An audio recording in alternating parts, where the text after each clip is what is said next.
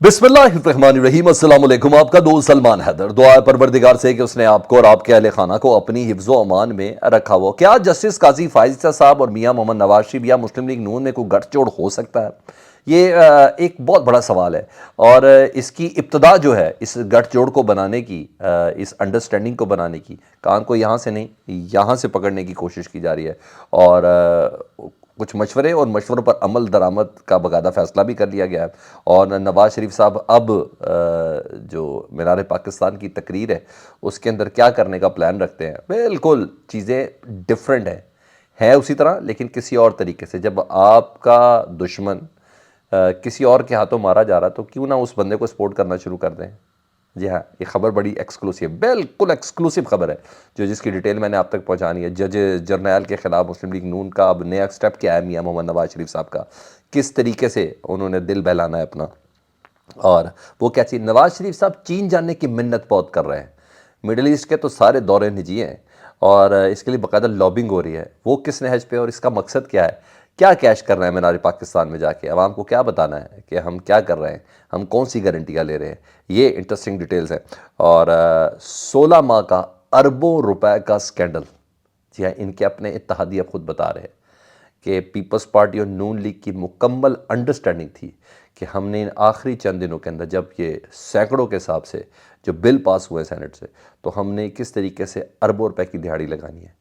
वो कौन सा इंकशाफ हुआ है शाहिद खान अब्बासी के बाद, उसकी भी तफसील बतानी है। ये है वो चीज़ें जिसका अभी आपको पता चलना और समझना बहुत ज़रूरी है, क्योंकि आगे वक्त में ये ना हो कि मैंने आपको नहीं बताया या आपको ख़बर नहीं थी। तो एक के बाद एक चीज़ें आपके सामने रखता हूँ। रिक्वेस्ट ये है कि चैनल सब्सक्राइब कर दें ताकि मेरा और आपका ये राब्ता बहाल रहे। सबसे पहले जी, जो मैंने कहा एक्सक्लूसिव स्टोरी, सबसे पहले मैं आपके साथ शेयर कर देता हूँ जी। पता चला जी नवाज शरीफ साहब ना फैज़ाबाद धरना केस में ना काजी फायज़ ईसा साहब के साथ खड़े होने का प्लान कर रहे हैं जी। और इस चीज़ों को फाइनल कर लिया कि इस मीटिंग्स पे कि अब काजी फायज़ ईसा के साथ खड़ा हुआ जाए, क्योंकि नज़र सानी की जितनी दरख्वास्तें थी तकरीबन सारी वापस हो गई है। अब काजी फायज़ ईसा साहब पूछेंगे या बोलेंगे या मुतालबा करेंगे या कहेंगे जो मैंने हुक्म दिया था कि इसके जो कल्प्रिट्स हैं, जो इसके मुलविस हैं, जो एजेंसी के लोग हैं, जो जनरल फैज़ साहब हैं और दीगर जो अफराद हैं, उन सब के ख़िलाफ़ कार्रवाई कहाँ तक पहुँची, मुझे सब कुछ बताएं आप लोग। तो अब ज़ाहिर बात है उनका तो खैर फैसला था, मगर नून लीग की दावत तो जनरल फैज़ से ही है ना, और दीगर एजेंसीज़ के अफराद से थे जिनके मतलब उन्होंने कहा था मुझे क्यों निकाला। तो जनाब उस पर मियां मोहम्मद नवाज शरीफ साहब काजी फायज़ ईसा के साथ खड़े होने का प्लान कर चुके हैं जी, और चीज़ें फाइनलाइज हो चुकी है। ठीक है, ये मशवरा मिला भी है और बेसिक मैंने बोला कि जनरल फैज़ साहब से है। तो आप देखेंगे कि काजी फायज़ ईसा साहब के साथ खड़ा हुआ जाएगा।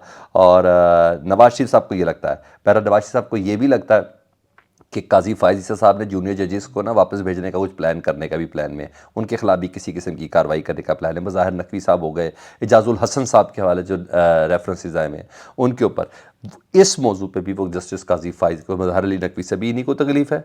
जस्टिस एजाजुल हसन को नाम भी वो पहले दिन हुए नहीं, वो तो डर के पहले उन्होंने एजाजुल हसन साहब का नाम लिया था। ठीक है, साबिक जजेस के हफ़ाज़ से जब जज जनरल के नाम ले रहे थे तो जुडिशरी के जिन जजेस का नाम ले रहे थे उसमें हाजिर सर्वे जज भी थे कि इनके खिलाफ ये कौमी मुजरिम है जब कहा गया था। तो उन्होंने कहा इस पे भी यही है, मतलब काजी फायज़ ईसा साहब को ना नून लीग इफ्तिखार चौधरी बनाने के प्लान में है, जस्टिस इफ्तिखार चौधरी साहब बनाने के। फिर जब बना लिया तो क्या हुआ था, तो बहुत सी चीज़ें फाइनल हो गई हैं और नवाज शरीफ साहब इस पैराई के ऊपर अपने पिछले बयानिए को मोल्ड करके इस पैराई के ऊपर बयानिया लेके चलने के प्लान में हैं लाहौर के जलसे में। प्लीज़ मेरे इस वीलो को संभाल के रख लें, 21 नवंबर के दिन काम आएगा। मैं आपको बताऊँगा कि मैंने कहा था ना। जी हाँ, ये इतनी एक्सक्लूसिव स्टोरी है जी। दूसरा, नवाज शरीफ साहब की मिडल ईस्ट की मुलाकातें कुछ कंफर्म हो गई हैं जी, और ये सारी ज़ाती नौयत के, इसमें सऊदी अरब का उम्रा है और शायद किसी शहज़ादे या गवर्नर से मुलाकात हो जाए जी। और यूएई आपको पता है इनका बिज़नेस है, और कतर आपको पता है इनका बिज़नेस है। चीन से मामलात जो है ना उसकी बहुत कोशिश की जा रही है, और बेटों को काफ़ी इन्वॉल्व किया उन्होंने इस पर, और स्पेशली शहबाज शरीफ के साहबजादे जो सलमान शहबाज हैं उनको इस सिलसिले में इन्वॉल्व किया गया है, और लॉबिंग हो रही है बहरहाल कि चीन से कोई एक मुलाकात हो जाए और फिर उस मुलाकात को पाकिस्तान आकर कैश कराया जा सके। मुलाकात तय नहीं हो रही है, ये भी मैं आपको बता दूं। कोशिश बहुत हो रही है, लॉबिंग भी की जा रही है ताकि ये कहा जा सके कि नवाज शरीफ तो देखें معاشی گارنٹیاں لے کے آ گئے ہیں پاکستان، سعودی عرب سے بھی معاشی گارنٹی، قطر سے بھی معاشی گارنٹی، یو اے ای سے بھی معاشی گارنٹی، چین جو دے رہی ہیں دوستوں اس سے بھی معاشی گارنٹیاں لے کے آ گئے ہیں۔ آپ الیکشن جتا دیں تو دیکھیں نواز شریف روک کر دیں گے، 90 دن کا ایک پلان بھی دیں گے، یہ سب چیزوں کا ساتھ لے کے چلیں گے، اور پھر نواز شریف صاحب دودھ اور شہد کی نہریں بہا دیں گے۔ یعنی مطلب دورہ نہیں چاہیے مگر انتخابی بیانیہ بنانا ہے، کیونکہ مزاحمتی بیانیہ تو زبردست ہو گیا، وہ بھی قاضی فائز عیسیٰ صاحب کی پیچھے چھپ کے مزاحمتی یوں چپٹ لگا کے پھر پیچھے آ جائیں گے، تو وہ اس طریقے سے لے کے چلنے کی کوشش کریں گے۔ ٹھیک ہے جی، الو بنانے کی دیکھتے ہیں ہم کو کس طریقے سے کوشش کی جاتی ہے۔ تو میں نے کہا یہ میں آپ کو پہلے بتا دوں کہ یہ چیزیں اس وقت آپ کہیں گے ہیں، تو میں کہوں گا نہیں، میں نے آپ کو بتائی تھی بات۔ شہباز شریف صاحب کی 16 ماہ کی حکومت، جی ہاں، اس کا خطرناک مکرو اور گندا چہرہ آج ایک بار پھر ہوا۔ پہلے ایک ساتھی نے بولا، اب ایک اتحادی نے بولا جی، اور مکرو چہرہ دکھایا گیا۔ شاہد خاقان عباسی صاحب بولے تھے، اب سینیٹر طاہر پزین جو اے این پی کے جو ان کے اتحادی ہے جی، انہوں نے کہا بڑی تعداد میں جو نجی یونیورسٹیز کے جو بل ہے نا اس پہ سب ہنس رہے تھے اور پوری دنیا ہنس رہی تھی، اور وہ کہتے ہیں کہ بڑا مال لگا اس پہ اور بڑا مال بنایا گیا اس پہ، اور کوئی ایک شخص نہیں، بہت سارے لوگ ملوث ہیں، یعنی نون لیگ اور پیپلز پارٹی دونوں اس سلسلے میں مال بنانے میں لگی ہوئی تھی، اور یہ ان کی انڈرسٹینڈنگ تھی، کیونکہ یونیورسٹیز کا بزنس اتنا بڑا ہوتا نا سر، اور یہ بل کروڑوں روپے لے کے پاس ہوئے۔ ٹھیک ہے جی، انہوں نے کہا ہمارے پاس بھی یہ اطلاع تھی، جس طرح شاہد خاقان عباسی کے پاس اطلاع تھی کہ یہ ایسا ہوا جی، اور پھر طلبہ سے جس طرح مال بنایا جاتا ہے، اور یہ اب اربوں کی انڈسٹری بن چکی ہے۔ صرف اور صرف ایک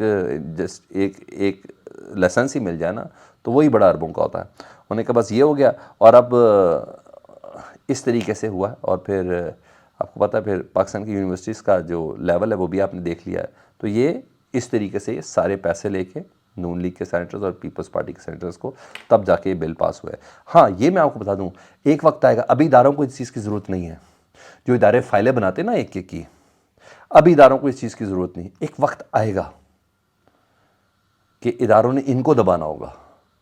فائلیں اس وقت بھی بن رہی ہیں، اور اس وقت ادارے یہ فائلیں کھولیں گے، جی ہاں، صرف اور صرف، اور بولیں گے جی ہاں، شاید مستقبل میں کوئی نیب ایسا ہو جو ان کو لے کے چلے، شاید نہیں، یقیناً، مگر ابھی ذرا کہتے ہیں ابھی کٹائی کا موسم نہیں ہے، ابھی کٹائی صرف پی ٹی آئی کے لیے، ابھی بوائی کا موسم ہے، اور بوائی صرف لیول پلینگ فیلڈ دینے والوں کے لیے، اس وقت یہ چل رہا ہے۔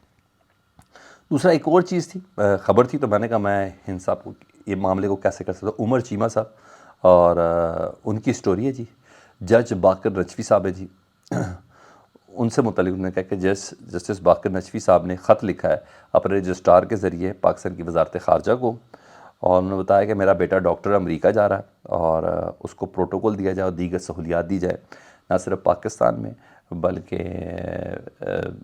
جہاں ان کی کنیکٹنگ فلائٹ ہے ادھر بھی، اور نیو یارک کی جو جان ایف کینڈی ایئرپورٹ ہے اس کے اوپر، یعنی پوری وزارت خارجہ جو ہے اس پروٹوکول کو دے اور ان کو ریسیو کرنے کے ادھر پہنچے۔ اور سوشل میڈیا پہ بڑی دھوم مچی ہوئی ہے، اور کہ یہ جج کے لیے کیسے ہو سکتا ہے۔ ججز کو اس وقت ہوتا ہے جب وہ کسی غیر ملکی دورے پہ، سرکاری دور پہ ہو، ایون پرائیویٹ دورے کے اندر بھی اس چیز کی اجازت نہیں ہوتی۔ لیکن بہرحال یہ خبر تھی تو میں نے کہا میں آپ کو بتا دوں۔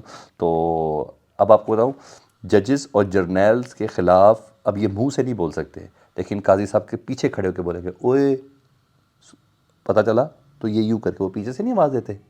ہاں، یہ کبھی بھی اتنے دلیر نہیں تھے۔ آپ کو لگتا ہے تو مجھے ضرور بتائیے گا، فیڈ بیک سے متعلق آگاہ کریں۔ اللہم صلی علی محمد و آل محمد۔